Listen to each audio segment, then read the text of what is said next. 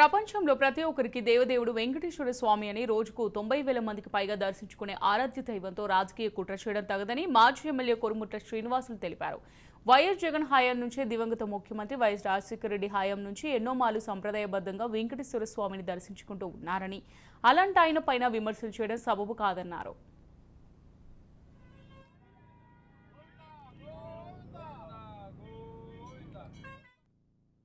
ముఖ్యమంత్రి స్థానంలో ఉండి నారా చంద్రబాబు నాయుడు గారు కూటమి ఉన్న నాయకులు దురుద్దేశంతో ఒక పవిత్రమైన ఒక వెంకటేశ్వర స్వామి యొక్క మహోన్నతమైన వైభవాన్ని, తన ప్రసాదమైన లడ్డును, ఉన్నతమైన ప్రసాదాన్ని, వైభవాన్ని మలినం చేసే కార్యక్రమం కూడా చంద్రబాబు నాయుడు చేసిన పరిస్థితి మనం చూసాం.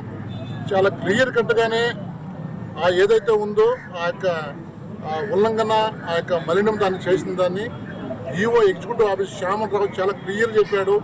ఆ శ్యామలరావు ఎవరో కాదు, చంద్రబాబు నాయుడు అపాయింట్ చేసిన మనిషి. దీంట్లో ఎటువంటిది మలినం కాలేదు, కంటెంట్ కాలేదు. దీంట్లో కొద్దిగా ఏదో తేడా అని వచ్చిందంటే దాన్ని ఇమ్మీడియట్గా ఎన్నిక పంపించామని వాళ్ళు లేదని చాలా క్లియర్ చెప్పాడు శ్యామలరావు.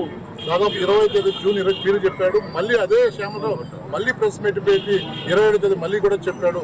అయినప్పుడు కూడా చంద్రబాబు నాయుడు భక్తుల పైన, అదేవిధంగా వెంకటేశ్వర స్వామిని యొక్క అప్రతిష్ట పాలు చేయాలనే ఉద్దేశంతో, రాజకీయ దుర్బిధంతో వైఎస్ జగన్మోహన్ రెడ్డి గారి పైన వేయడం చాలా బాధాకరమైన విషయము. అయినప్పుడు కూడా నిన్న ఆయన దర్శనం చేసుకోవాలని చెప్పేసి ఒక మహోన్నతమైన ఆయన వెళ్ళాలంటే ఆయనకు నోటీస్ ఇచ్చి, జగన్మోహన్ రెడ్డితో పాటు కేటర్ కూడా నోటీస్ ఇచ్చి ఎక్కడికక్కడ పోనీ కూడా అడ్డుకున్న పరిస్థితి.